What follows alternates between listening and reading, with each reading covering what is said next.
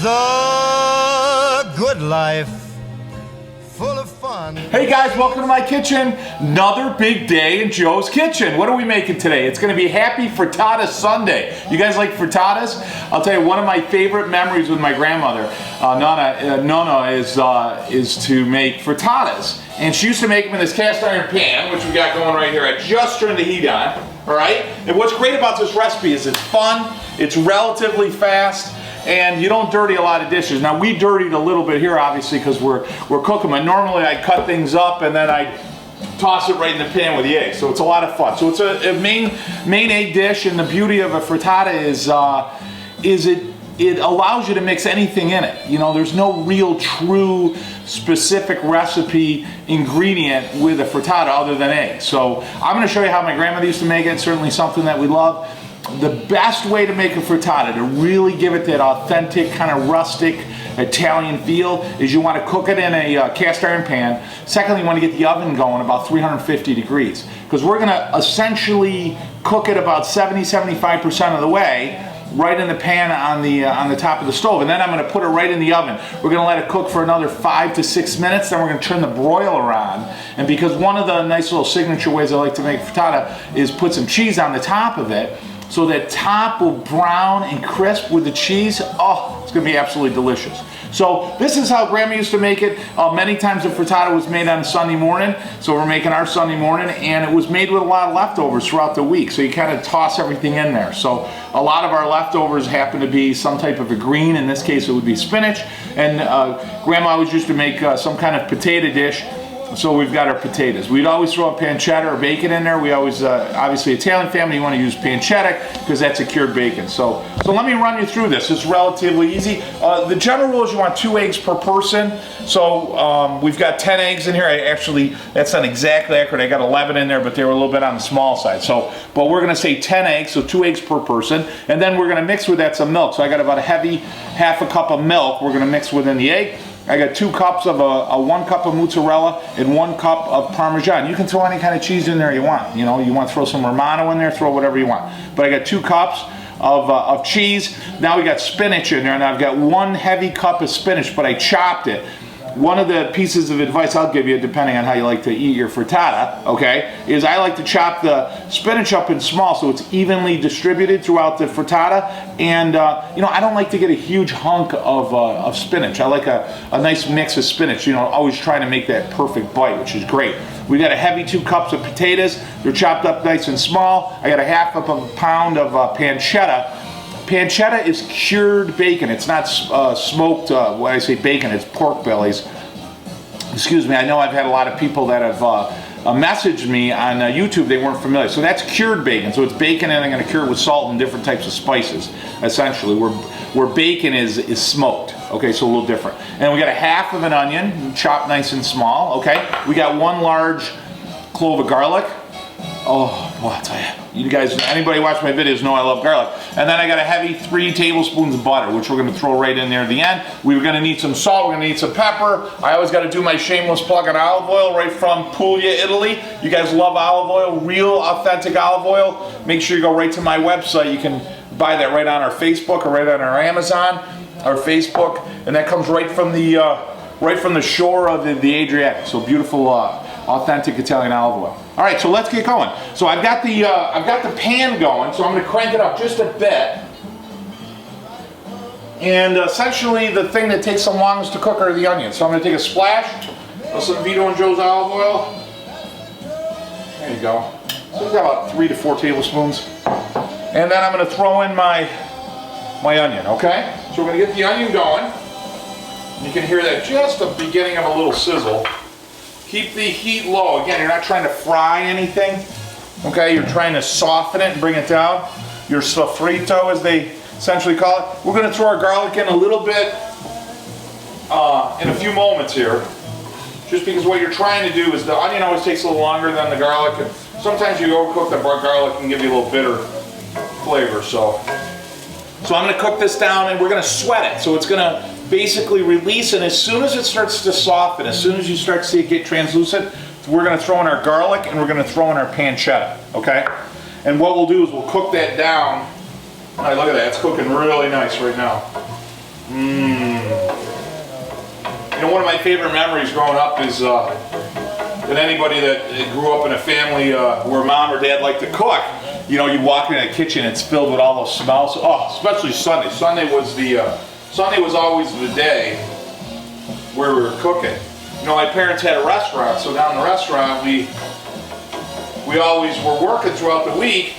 And Sunday was a little later day. You know, we didn't really get rocking on a Sunday buffet. They called it the Sunday smorgasbord, which was just filled with Italian treats and goodies. But that really wasn't rocking until about 1 o'clock. So what we got here is we've got the onions, and if you can see that, they're just starting to clear up. You know, because the onion's going to be white when you put it on there. So you're trying to cook down the fiber. You're breaking up all that protein within the onion. So now I've got 1 large clove of garlic, okay? And I've got that pancetta, about a ½ pound of pancetta, okay? And again, you can use whatever meat you want. You know, my father sometimes would take salami. You can fry up some salami. You can fry up bologna. You can take pepperoni if you want something a little bit spicier. But this is how Grandma used to make it, so. And I wouldn't have this every week, but this was a common dish that my parents a lot of times would make Sunday morning when we started to work down the restaurant. We'd get down the restaurant really early, and we'd get everything prepped, and then you'd have that hour and a half kind of a lull. And a lot of times we'd make a nice big plate of frittata, and it was just great. So great memories. So we're gonna let this cook down. Now we want the pancetta to brown, just like a bacon, right? Because it's a pork belly. So you're gonna see right now it's just starting to soften. That'll take about 5 minutes, 6 minutes. And then that's really about it. I mean, that's the hardest part of this whole dish. And then we're gonna get those eggs prepped. We're gonna pour everything in, mix up the cheese, dump everything right in the pan, give it 1 quick stir, let it set and cook. We want it nice and brown on the backside. And you can kind of see that. I'll talk to you when we're doing it, but you'll see it start to separate from the outside of the pan. It's great. So I'm gonna let this cook down. I'll tune right back with you guys. All right, guys, look at, I gotta tell you, the smell in here is unbelievable. Look at that. See how nice and brown that is? Oh, that's good. So our pancetta is brown. The onions are just starting to brown. Garlic's cooked. That's perfect, okay? So now what we're gonna do is I'm gonna add my butter, okay? And the heat's already really low, okay? So add the butter and let that butter melt. And that's gonna give us a base. Now what's beautiful about this recipe is all the oil and the flavor from the fat, from the pancetta, or whatever you use. In this case, we're using that butter. That's just the moisture coming off. So you don't want to brown the butter. That's why you put the butter in the end, because the butter won't handle the heat very well. And the heat on this is really low. So just get that down, right? And now our potatoes, we want the potatoes to warm up, okay? So I'm going to take those potatoes, I'm going to put the potatoes in. The potatoes are already cooked, okay? So you got to cook the potatoes, if I didn't say that earlier. But what I do is, once the butter's in, just stir that up. And all you're doing right now is warming things up. You're not cooking anything, okay? I just want the potatoes nice and warm so that when I put the eggs in, they're not going to impede anything from cooking perfectly, okay? So you want everything nice and warm. And then the last thing we'll do is we'll do the spinach. Now spinach I don't like to cook down, but I like to just warm it up, just so it starts to wilt. And then we'll, like I said, mix the milk, the eggs, salt and pepper. And remember, your pancetta already has a little salt in it, and so does your butter. So just go easy on your salt. You can always add salt later, but look at that, beautiful, okay? So I'm gonna let that warm up. I'll tune right back with you guys. See, guys, this is just warming up right there. It's almost there, probably another minute. They were about room temperature when I started, so we'll let those warm up, get them nice and hot. And then we'll add that spinach. It's gonna be beautiful. Tell you, I wish you guys could smell it in here. It's unbelievable. All right, guys, while the potatoes are warming up, I've got those 10 eggs, so I'm gonna give them a quick stir. As you guys have heard me talk about before, I always like to do eggs in a clear dish. 1, you can see all the way through it. 2, if you get a shell in there, you can always get it out easily. Sometimes it's tough if you use the colored dish. You can't see the shell, and it's kind of gross when you bite into something and you crunch into your shell. So I'm going to give that a good whisk. It's a cute little tool, isn't it? So I like this because it doesn't incorporate a lot of air in there, like a normal whisk would. I'm gonna get that going. Right now you're just trying to make it all one, right? So that's good. Now I'm gonna put our milk in there. That's gonna give it a little bit of richness, which is great. Okay, I'm gonna use a little bit of salt. I can hear those potatoes going right behind me. And I'm gonna use some pepper. So I'm gonna put that all in there and mix it up. That way it gets really mixed well, because you're not gonna mix it a lot in the pan. You're gonna really give it a stir, and that's about it, okay? And I'm gonna put some of my cheese in there, okay? Now again, I got mozzarella and Parmesan. So I'm gonna mix about a good part of it. There you go. I just wanna leave some for the top. All right, I'm gonna mix all that in there. Make it a little bit of a mess. And I'm gonna have you guys come right over here. Let's put that spinach in. All right, guys, here you go. Look at that. Potatoes are nice and hot, right? Now, again, we don't want to overcook that spinach, so I'm going to put that spinach in. And again, don't stress. I mean, it's not going to ruin the dish if it overcooks a little, but it just depends on how you like it. I like to just get it just so it starts to wilt. And your pan's already glazed, if you will. See how the spinach is just starting to wilt? Get some nice oil over it. Beautiful. Look at that. Just get it evenly distributed all the way through the pan. And then the fun part comes. So that's perfect. That's right where I want it. Now I got all the egg mixture. Let me grab that. So there's our egg mixture, right? So we're just going to pour it right in. Cheese and oh man, that is just awesome. And then like I told you, we're just going to give it a stir all the way through. You don't want to scramble it. You just want to make sure everything's evenly distributed, okay? Okay, so you're evenly distributed, so guess what? Now you do nothing. You just let it set. Now we're going to let this cook down for about anywhere from 5 to 10 minutes, and I'll show you when we hit it, but you're going to see the eggs start to separate from the side, and this will start to solidify. When it's done, we throw it in the oven another 5 to 10 minutes, then sprinkle it with cheese, hit the broiler. Oh, it's gonna be absolutely delicious. And I'll show you a fun way my grandmother used to serve it. I'll talk to you guys in a minute. Hey guys, here, come on in here. I just want to show you what we're looking for. So it's been about 5 minutes, 6 minutes. You see these little, my little steam volcanoes? You see them coming through? And what's happening is that steam's coming through, right? And you're gonna see the outside just starting to get white. You see how it's starting to get solid? So you probably got another about 5 minutes, give or take. So you're just going to let it keep cooking down, and once you see that process start to slow with the steam, and you start to see the outside cook a little bit more, but the top will still be a little bit like watery, that's fine. That's when we're going to throw it right in the oven. I'm going to hit it with cheese, throw it in the oven, leave it in there 5 or 6 minutes. Once it hits solid, turn on that broiler. Oh, it's going to be great. Talk to you guys in a minute. Hey guys, I got to tell you, first off, the smells in here are phenomenal. Secondly, Frank's playing. It's good stuff. Good day today. All right, so come on in here. I just want to show you, we're ready to go.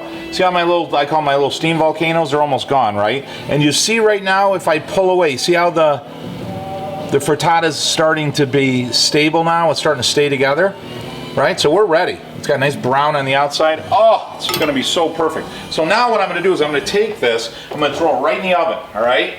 And I'm going to throw it right in there. And we're going to leave it in there for a good 10 minutes. You just want the top to be solid. Once the top is solid, then we're going to hit it with a little cheese, and we're going to finish it up. It's going to be great. I'll talk to you guys in a minute. All right, here we go. So we've got going about like 5 to 6 minutes, okay? So I'm going to pull this out, and I just want to show you. See how that's just starting to get that bubble, right? So I'm going to put the cheese on now, all right? Hey guys, you ready for this? Oh. It's Happy Frittata Frank Sinatra Sunday. So let's pull this out. Oh, this is going to be fantastic. Whew, look at that. Oh my God, is that awesome? Look at that. Oh man, it just does not get better than that. So let me close this. You can still see it's still bubbling. See how the cheese is nice and crispy? See how it's separated from the outside? I got to tell you, the smell from that is unbelievable. So delicious. I mean, you can smell everything. The garlic, the onion, the egg, the spinach. The pancetta. Oh, it smells great. Guys, one of my favorite parts of any Sunday, if you guys know, if you're sharing with me, is the tasting part. So this puppy just came out of the oven. We gotta let that cool, which is gonna be torture. But I'm gonna let that cool for a minute. We'll tune right back with you guys. I gotta tell you, if you guys could smell this, as they call smell-o-vision, remember from Willy Wonka? Oh, the smell of that alone, the garlic, the spinach, the cheese, the egg, the pancetta, you know, and it's all in that pan. And if you guys can see, this is hot, but just to show you, see how that just separates?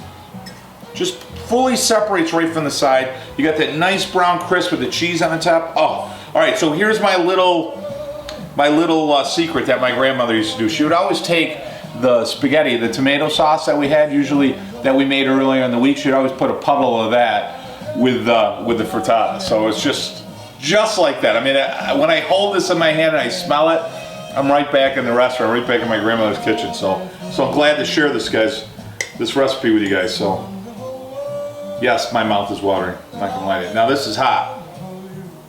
Oh boy. Mmm. Oh yeah. Mmm. What I love about this, oh my God, the flavor is absolutely delicious. I mean, it's got so many flavors and they all marry with each other so perfectly, you know? Oh, you got that nice brown on the bottom from the egg. Oh, it's fantastic. I'm gonna try one more. Mmm. And the potato, oh my God, perfect. And my grandmother's sauce right there. Oh, hold on, it's really hot. Mmm. Boy, that's good. I gotta tell you, phenomenal recipe, something fun, something to share with your whole family. Guys, thanks for allowing me to share my traditions and my heritage with you this Sunday. Don't forget to check out our YouTube channel, take a look at our website, grab some olive oil from Italy. Have a great week. Bon appetit. Talk to you guys next week. It's the good life.